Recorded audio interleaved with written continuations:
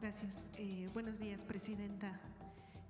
Preguntar sobre este tema. Primeramente, la semana pasada usted mencionó que ya había denuncias penales ante la Fiscalía General de la República por el tema de corrupción dentro del Infonavit. ¿Cuáles son estas denuncias? ¿Contra qué empresas o despachos está dirigida? En la mayoría de los casos es para quien resulte responsable, dado que en algunos casos se presume el nombre de alguna persona que estuvo involucrada, pero queremos que la Fiscalía General de la República haga la investigación. Entonces se siguen presentando denuncias penales. En algunos casos hay nombres que se le dan a la Fiscalía y en otros pues que revisen integralmente quiénes son los responsables frente a estos fraudes para las y los trabajadores afiliados al Infonavit. Presidente, en un segundo tema, ¿tiene ya el número de personas mexicanas que han sido repatriadas al país de extranjeros? Y con este contexto de Colombia, ¿cuál es su postura, Presidenta? Sabemos que tiene una reunión esta semana o está convocados la CELAC. ¿Tienen una estrategia a nivel Latinoamérica para responder a las nuevas medidas de Estados Unidos? ¿Y cuáles serán las que determinará nuestro país? ¿Se aceptarán todos los aviones de repatriados o cómo será, Presidenta? Gracias. Primero, del 20 al 26 de enero se han recibido 4.094 personas, la gran mayoría de ellos mexicanos y mexicanas. Nosotros tenemos, como lo mencioné desde hace unos días, creo que el 21 o 22 de enero, a partir de la llamada telefónica que hubo entre el secretario de Estado, Marco Rubio, de Estados Unidos, y el canciller Juan Ramón de la Fuente, tenemos un grupo de trabajo que está trabajando sobre los temas de migración y esperamos que este grupo se amplíe a otros temas que consideramos importantes con el gobierno de Estados Unidos. En el tema de migración hubo ya varias reuniones entre la organización de Estados Unidos que se llama CBP, que tiene que ver con migración y aduanas, y Migración de México, en donde estuvo presente Relaciones Exteriores y la Subsecretaría de Derechos Humanos de la Secretaría de Gobernación. Han sido reuniones a distancia y en estas pues hay acuerdos, conciliaciones, digamos. Algo muy importante es que esto no es nuevo para México, esto es muy importante. México tiene una historia de repatriación muy importante de relación con Estados Unidos. La tuvieron presidentes del pasado y la tuvo también el presidente Andrés Manuel López Obrador, en primer lugar con la administración Trump y después con la administración Biden. Entonces hay mecanismos de coordinación que existen desde hace mucho tiempo. Nosotros, ¿qué hicimos? Nos preparamos con los centros de atención, particularmente en la frontera norte, que ya algunos de ellos ya están listos y otros están ya por terminarse. Son centros de atención en donde recibimos a nuestros connacionales, a los mexicanos y mexicanas que son deportados por Estados Unidos y que nosotros los recibimos, como he dicho, con el programa México Te Abraza. También hay otras oficinas que están desde hace tiempo en aeropuertos de nuestro país. Por ejemplo, el Aeropuerto Internacional Felipe Ángeles tiene un programa que en el periodo del presidente López Obrador se llamó PRIM, que coordinaba la canciller Alicia Bárcenas, en donde también se recibía a mexicanos y ahí se les daba oportunidad de empleo, apoyos diversos para poderse integrar. Entonces, este es un trabajo que tenemos en diálogo con el gobierno de Estados Unidos y es algo que en México pues tiene ya muchos años que se hace. ¿Qué pedimos nosotros? Respeto a los derechos humanos. La Cancillería y Migración tienen un esquema por si hay alguna violación a los derechos humanos de los mexicanos que llegan a nuestro país, pues se hacen distintos esquemas, desde una queja a CBP o a otras organizaciones que se dedican a este tema en los Estados Unidos, o incluso denuncias que se presentan en los tribunales de Estados Unidos frente a una violación de derechos humanos. Algunas de ellas se han ganado. Entonces, es una relación permanente que se tiene, y en nuestro caso pues tenemos esta relación que se estableció a partir de esta llamada que se hizo entre el secretario de Estado de Estados Unidos y el canciller Juan Ramón de la Fuente. Presidenta, y entonces, ¿no han aumentado o sí han aumentado las deportaciones de mexicanos al país en esta última semana? ¿Es verdad que hubo 4 envíos de aviones este fin de semana? Son 4 aviones, pero ha habido otras ocasiones en nuestro país que se han recibido 4 aviones civiles que llegaron al Aeropuerto Internacional Felipe Ángeles. ¿Y los casos se mantienen de deportaciones o se han aumentado? Hasta ahora no ha habido un incremento sustantivo, unos días que disminuyó con la entrada del presidente Trump, pero si lo tomamos por semana es un número que en otras ocasiones ha tenido nuestro país. Presidenta, nada más para cerrar ese tema y rápidamente a otro, ¿usted participará en la reunión de la CELAC de este jueves? Sí, están llamando a una reunión de la CELAC. Nos parece bien que se haya llegado al final a un acuerdo entre el gobierno de Colombia y el gobierno de Estados Unidos. A nadie no es buena pues ni las tarifas ni otros mecanismos. Entonces, finalmente lo que entiendo es que ayer por la noche se llegó a un acuerdo entre ambos gobiernos, y eso es bueno porque finalmente debe prevalecer el diálogo, el respeto, que es lo que nosotros hemos buscado en la relación con Estados Unidos, el diálogo, el respeto, siempre con nuestros principios de defensa de nuestra soberanía, de defensa de las y los mexicanos en el exterior, de garantizar los derechos humanos de quien llega repatriado a nuestro país, y ahora en especial con este programa de México te abraza, en donde sea por razones de deportación o porque quieran venir a México, nosotros recibimos a las y a los mexicanos con los brazos abiertos siempre. Presidenta. Y además también lo que anunciamos aquí, que están todos los consulados de México con este apoyo permanente para apoyar en asuntos jurídicos y de otro tipo a nuestros connacionales. Presidenta. Permítame un momento.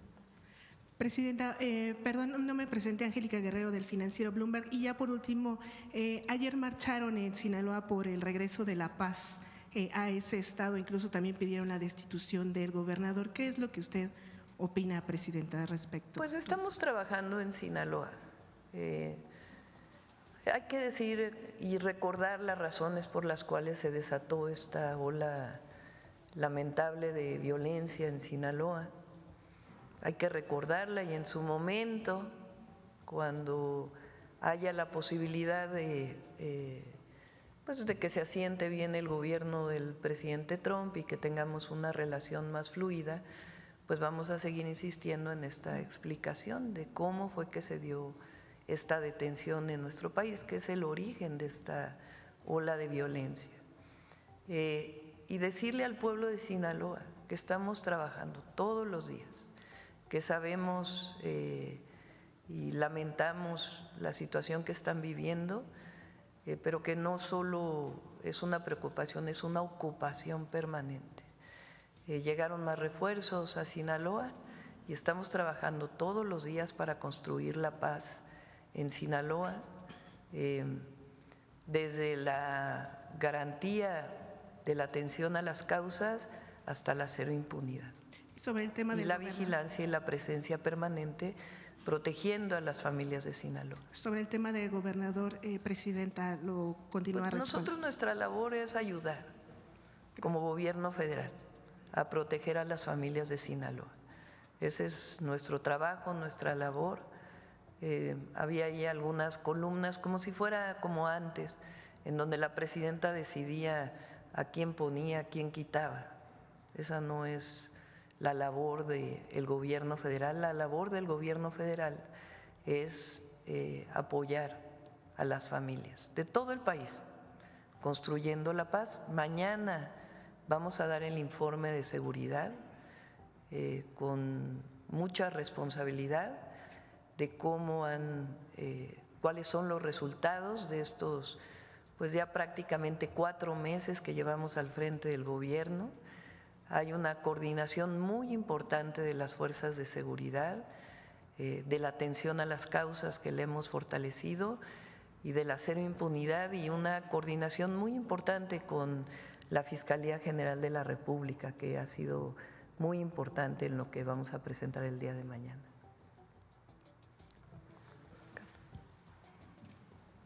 Doctora, buen día. Carlos Guzmán de 4 Media Telecomunicaciones Veracruz. Pues consultarle a propósito de temas nacionales, pues está todo enfocado al tema de migración, pero también quiero consultarle este proyecto que está presentando la magistrada del Tribunal Electoral, Mónica Soto, respecto a pues, lo que está pasando en el desacato, porque finalmente es un desacato por parte de lo que es el Comité de Evaluación de Personas Juzgadoras del Poder Judicial, en el cual pues menciona que puede pedirle al Senado de la República que asuma esta atribución, y obviamente los que están en este comité del Poder Judicial como aspirantes o que se inscribieron no queden en el desamparo. Es preguntarle su opinión sobre esto y sobre la otra opción que está proponiendo, que es una tómbola, hacer una tómbola para que finalmente se decida a los que podrían estar como aspirantes a aparecer en la boleta el próximo 1 de junio, doctor. Vamos a ponerlo así. ¿Qué pasaría si no sé exactamente cuál es el número de personas que quedaron en el comité del Poder Judicial? A ver si nos pueden informar. Creo que son poco más de 1000 personas que quedaron en el comité del Poder Judicial. Vamos a repetir nuevamente muy brevemente. La Constitución establece que para definir las personas que van a participar en la elección se definen 3 comités: un comité del Ejecutivo, un comité del Legislativo y un comité del Poder Judicial. Los 3 poderes a tiempo presentamos a nuestros comités, se hicieron la apertura de las convocatorias, se inscribieron y los 3 iban caminando muy bien. De pronto el Comité del Poder Judicial dijo: yo ya no puedo porque según estas hay amparos que impiden que yo pueda continuar con esta selección. Entonces pararon los trabajos. Nosotros pues públicamente dijimos: tiene que definir el Tribunal Electoral. ¿Por qué el Tribunal Electoral y no la propia Corte? Porque es un proceso electoral, y en procesos electorales la última palabra la tiene la Sala Superior del Tribunal Electoral de la Federación. Eso lo establece la Constitución. Entonces, ¿qué pasaría si estas 1000 personas, supongamos, no sé exactamente cuántas, a ver si me lo dan, si este número, fueron las que se inscribieron, pero creo que ya había habido un proceso inicial, pero bueno, supongamos que son 3000. ¿Qué pasaría si estas 3000 no pueden participar? Pues de inicio hay personas afectadas por el proceso. Entonces el proceso pues seguiría con personas que no se garantizaron sus derechos de participar en una elección. ¿Y eso a qué nos lleva? Pues que es una decisión de la Corte, como lo han venido haciendo, para que hubiera un esquema en donde se pudiera impugnar la elección de jueces, magistrados y ministros. Es un mecanismo para poner en duda la elección desde mi punto de vista. Entonces me parece muy bien que el Tribunal Electoral diga cómo salvaguardamos los derechos de estas personas que están participando, que decidieron participar e inscribirse en el Poder Judicial. La Constitución dice que es hasta el 31 de enero, establece la fecha, la Constitución, para poder tener los nombres de las personas que van a participar en la elección.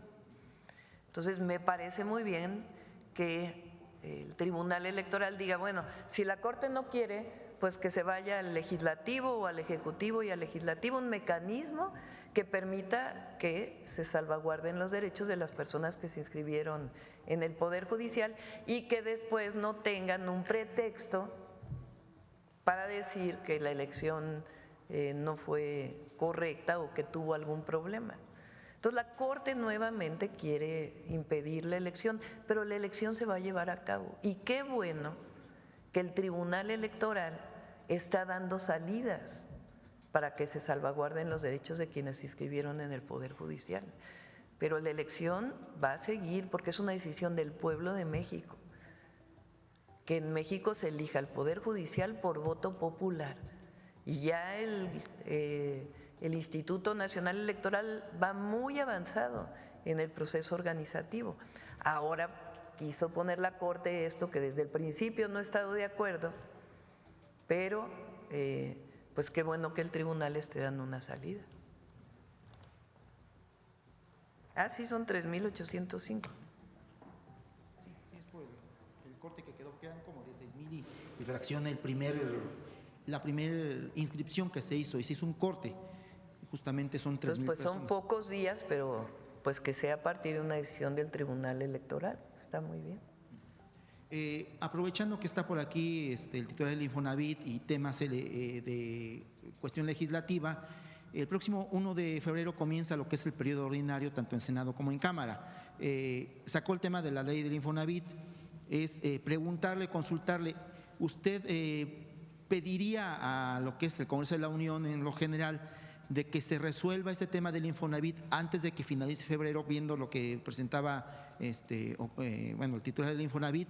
Y el otro, usted hacía un video ayer sobre el tema del maíz transgénico, de esta iniciativa que ya propuso, si no mal recuerdo, por ahí nos dijeron que fue a Cámara, no a Senado, que nos precise si también buscaría que se aprobaran estas dos en el mes de febrero o serían hasta marzo, doctor. Hay muchas leyes que vamos a presentar. Reforma constitucional, la del maíz transgénico, es decir, es muy sencilla la redacción del cambio en el artículo 4 y el 27 y establece claramente que el maíz es un elemento de identidad nacional y que no deben sembrarse en nuestro país maíz transgénico y que debe procurarse la agroecología, es decir, procurar que poco a poco se vaya disminuyendo el uso de químicos en la siembra de maíz. Entonces, esto es la propuesta del 4 y del 27, que el Estado garantice que esto sea así. Esa es la propuesta del maíz transgénico o de la prohibición del maíz transgénico. Ayer decía, el maíz surge en Mesoamérica, no es una planta silvestre, es una planta producto de la domesticación de las culturas originarias y de los primeros pobladores en este territorio.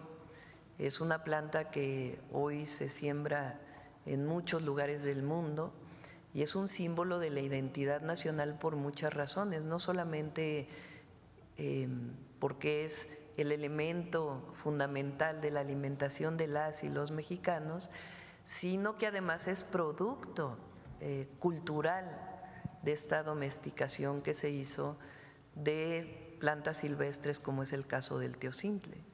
Entonces, es muy importante esta reforma, es un tema de identidad y de resguardar nuestra biodiversidad. Y por otro lado, vamos a presentar el de la no reelección y contra el nepotismo. En casos de reformas constitucionales, hay ahí algunas otras que tienen que ver con el tema de simplificación de trámites, también de reforma constitucional, y luego vienen muchísimas leyes secundarias. El miércoles vamos a presentar aquí las leyes secundarias en materia energética, producto del cambio en el 27 constitucional. Son reformas muy trascendentes para el fortalecimiento de Pemex y de CFE y de establecer muy claramente en dónde puede haber participación privada y cómo. además de la simplificación de muchos temas y también de normatividades que permitan, en el caso de importación de combustibles, darle el seguimiento permanente y la trazabilidad desde la importación hasta el uso de combustibles en las gasolineras. Son varios decretos, desaparece la CRE, desaparece la CNH, como ya se estableció en la última reforma constitucional, que lo sustituye. Todo esto viene en las reformas energéticas. En cuanto a la ley del Infonavit, sí esperamos que sea aprobada en las primeras semanas de febrero. Parece que hicieron ahí una, en atención, como debe hacer el Congreso, de una consulta, tanto a trabajadores como empresarios. Entonces ya la Cámara de Diputados tiene que informar, pero en esencia es la ley que planteó el Infonavit, que será aprobada en las primeras semanas de febrero. Y ya para terminar, bueno, se le consultaba hace un ratito sobre el tema de la CELAC, esta reunión, todo parece indicar que sería virtual, pero si nos precisa, por favor, si va a ser virtual. Vamos a esperar, le pedí al canciller que averiguara exactamente lo que sabemos nosotros. Tuvo ayer algunas conversaciones, el canciller Juan Ramón de la Fuente, nos vamos a ver hoy en un rato, damos seguimiento permanente, en particular al tema de la migración y la repatriación de las y los mexicanos, y ahí vamos a ver este tema de cómo está planteada la reunión de la CELAC y si participaría personalmente o a través del canciller o de algún otro compañero, para ver pues cuáles son las consideraciones de esta reunión. Acá. Presidenta, doctora Claudia Sheinbaum, buenos días. En relación al tema de Colombia-Estados Unidos, anoche, mientras el gobierno de Colombia decía que había superado el impasse con Estados Unidos, la Casa Blanca también emitió un comunicado en la que decía que América era respetada otra vez. A mí me gustaría preguntarle a usted, tomando en cuenta que ha tenido resultados en la relación con Estados Unidos, hasta Trump habló de lo bien que le va con México, ¿qué recomendación usted daría para la región, independientemente de las posturas de cada gobierno? ¿Qué usted recomendaría a América Latina? Porque al final de cuentas todos están padeciendo de esta situación de la repatriación.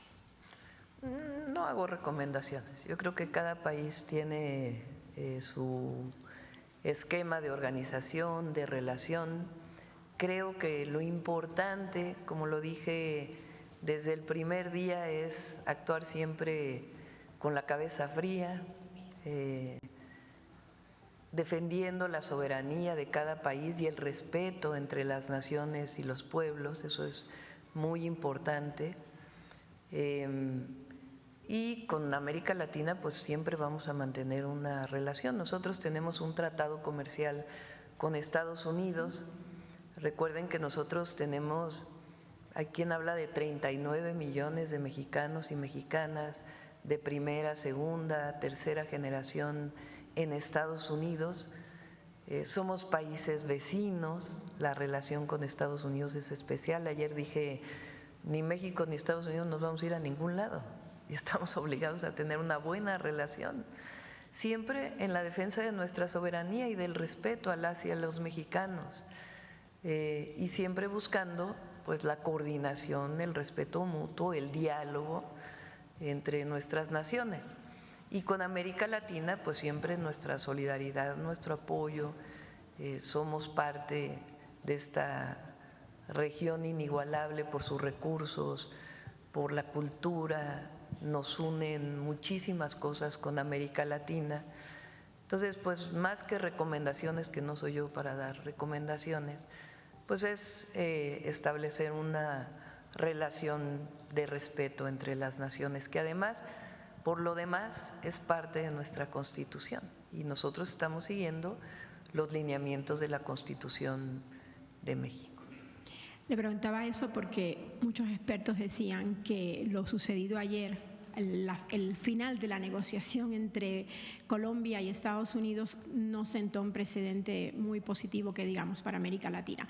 Pero también le quería preguntar, Presidenta, si existe ya un acuerdo con Estados Unidos de cuántos aviones se van a recibir con repatriados al día, y por otra parte, en relación a los migrantes que va a recibir México que no son mexicanos, si se conoce cuántos vendrían, cuánto tiempo permanecerán en México, quién paga su manutención, su traslado a sus países. Es el diálogo permanente que tenemos, no todo está definido. Y repito, hay coordinación desde hace mucho tiempo entre Estados Unidos y México. Recuerden pues que somos vecinos, que hay una historia entre México y Estados Unidos. Hubo una coordinación que se estableció entre el presidente López Obrador y el presidente Trump en su momento, después con la administración Biden, y ahora nos toca a nosotros la primera parte de la administración, o la última parte de la administración Biden y la primera parte de nuestra administración, y ahora la coordinación con el gobierno del presidente Trump. Entonces, hasta ahora ha sido una relación de respeto, de coordinación, de diálogo permanente, mucho diálogo, mucha comunicación, y en estos días se van a seguir estableciendo acuerdos, repetimos, siempre con el respeto que vamos a pedir a nuestra soberanía y buscando la mejor coordinación posible. En el caso de personas que no son mexicanas y mexicanos, también hay coordinación previa, y Estados Unidos está teniendo una comunicación también fluida con otros gobiernos, particularmente de Centroamérica. Centroamérica, por ejemplo, las constituciones de Centroamérica, no sé si de todos los países, pero de algunos, como por ejemplo Guatemala, establece que cualquier centroamericano debe ser aceptado en Guatemala. Así tienen otros países de Centroamérica. Entonces ellos establecen, con base en su soberanía, su coordinación con el gobierno de Estados Unidos.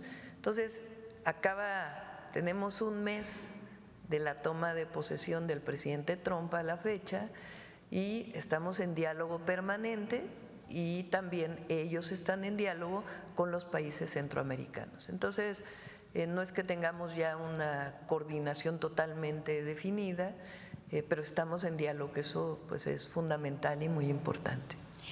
Perdón, Presidenta, olvidé decirle, y me están recordando, soy Aisa García del canal Telesur. Una última pregunta, es un tema que ocurre en Europa. Ayer hubo una multitudinaria manifestación, protesta en Alemania en contra del fascismo, dado que se están dando signos inequívocos de resurgimiento, sobre todo después de lo que hizo Elon Musk en Estados Unidos, un día después que Donald Trump tomó posesión. ¿En México hay preocupación de esto? ¿Ustedes se han planteado algo, cómo combatir y enfrentar si surge algo así en México? La organización del pueblo. Lo mejor, ayer yo estoy realmente conmovida de este fin de semana. El pueblo de México es un pueblo no generoso, generosísimo, solidario, fraterno. La recepción que tuve llegamos a Oaxaca, fuimos a inaugurar la carretera Mitla-Tehuantepec, de ahí fui a Guajuapan de León, que es pues uno de los centros, porque no solo hay un centro, sino uno de los centros de la Mixteca oaxaqueña. Ahí bajamos a Santiago Juztlahuaca, que fue uno de los lugares donde durante mucho tiempo estuvo el general Lázaro Cárdenas del Río. El general tenía una relación muy especial con el pueblo mixteco. De ahí bajamos a la región Triqui y después hacia la costa, a Pinotepa Nacional, y de ahí fuimos a Puerto Escondido. Fue una gira de muchas horas en vehículo.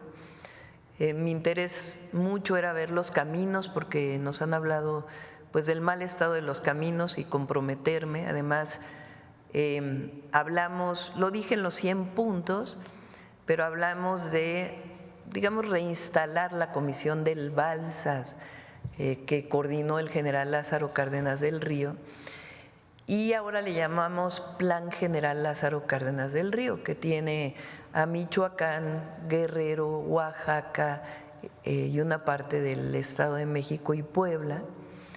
Es una región muy grande, pero vamos a iniciar particularmente con la Mixteca oaxaqueña, la Mixteca poblana, que tuve la oportunidad de estar allí el fin de semana anterior, y la Mixteca de Guerrero, que también tuve oportunidad de estar el fin de semana anterior. La idea es hacer un programa integral porque es una zona que vive todavía con mucha pobreza, aunque evidentemente se han mejorado sus condiciones de vida, y es un programa integral que tiene que ver con infraestructura de caminos, infraestructura de escuelas, de centros de salud, apoyo a las mujeres artesanas, agua también. Entonces es un programa de infraestructura importante y además de apoyo a las comunidades y el reconocimiento pues obviamente de los pueblos originarios. Lo digo todo esto porque la recepción que tuve fue algo conmovedor.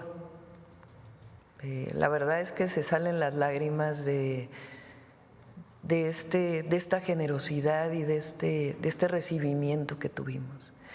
Y por eso lo mejor siempre es nunca separarse del pueblo, nunca. Nosotros llegamos aquí a servir al pueblo de México. Ese es nuestro mandato, por encima de todo. Y eso es lo que va a permitir que siga la Cuarta Transformación. Cumplir la honestidad al frente en todo, en nuestros principios, en nuestras bases, en lo que representa la lucha histórica de donde venimos.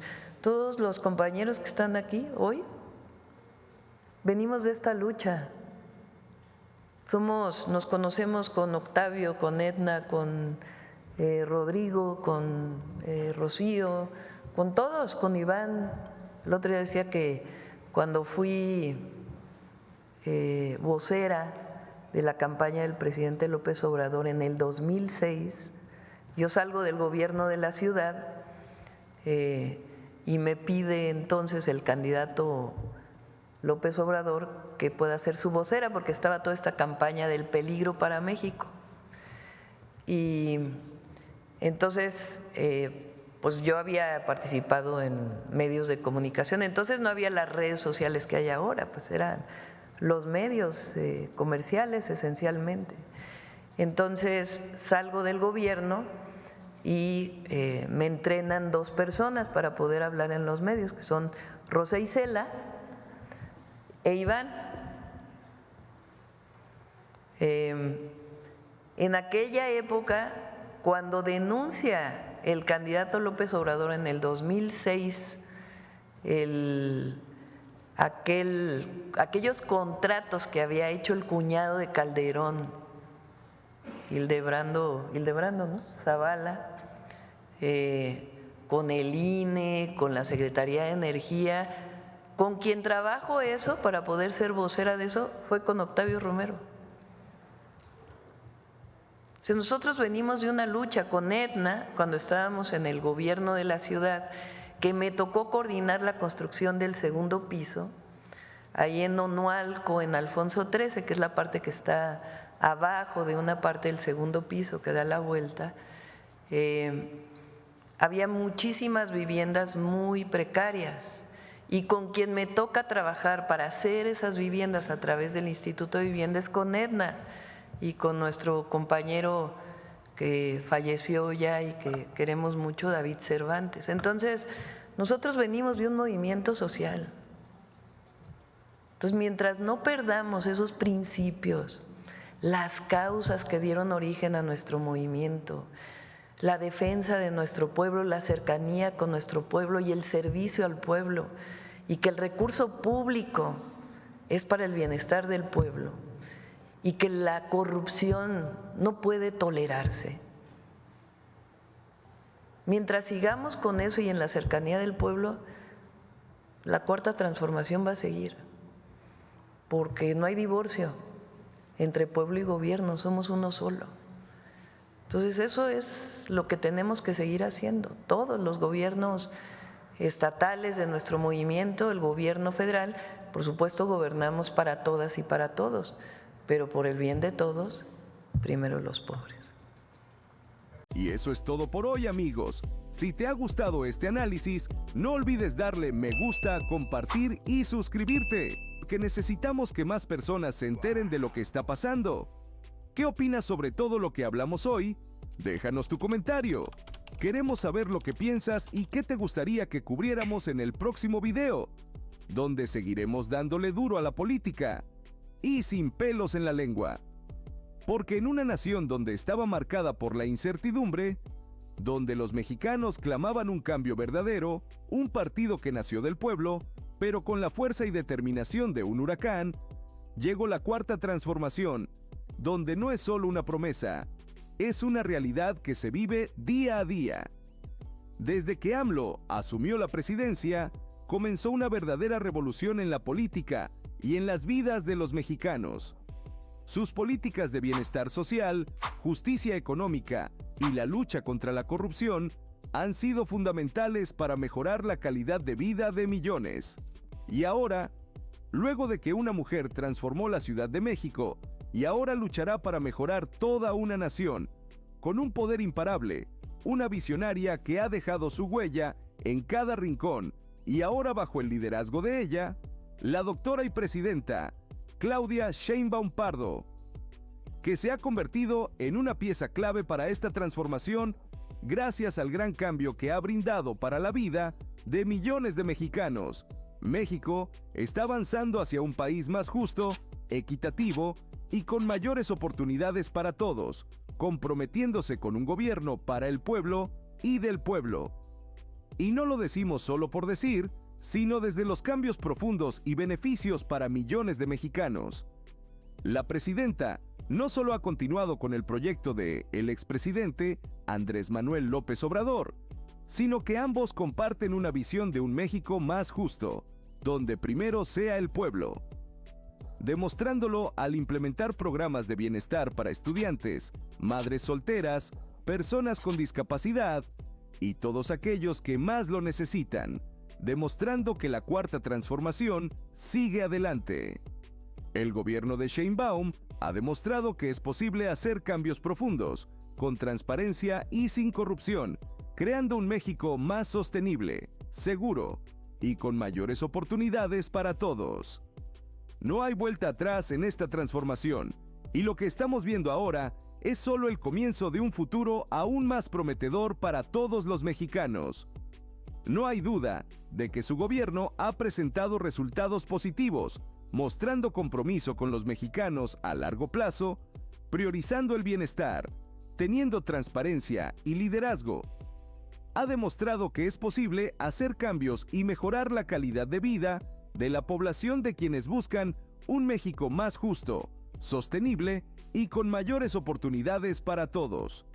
Con Claudia Sheinbaum como presidenta, México tiene un futuro prometedor, lleno de nuevas oportunidades y con un gobierno comprometido con el bienestar de todos. Su visión de México sigue centrada en el bienestar de la población, la justicia social y la sostenibilidad. El futuro será grandioso. Pero el camino hacia la grandeza nunca es fácil. Los opositores, aquellos que se benefician del antiguo régimen de corrupción y privilegios, no han dejado de atacar. Con mentiras, distorsiones y manipulaciones, intentan desestabilizar el avance de Claudia Sheinbaum, pero ella no cede, no se deja amedrentar. En lugar de retroceder, cada ataque la fortalece, porque sabe que está en el camino correcto, luchando por un México donde los poderosos ya no se salgan con la suya. Los que temen el cambio, que tiemblen. Claudia Sheinbaum no se detendrá, y su victoria será imparable. Así que, si estás interesado en conocer más sobre cómo Claudia Sheinbaum y AMLO están llevando a México a un nuevo nivel, quédate con nosotros y no olvides suscribirte, compartir y dejar tu comentario. El futuro de México está en marcha y con Claudia Sheinbaum es una transformación que no podemos dejar pasar. Nos vemos en el próximo video.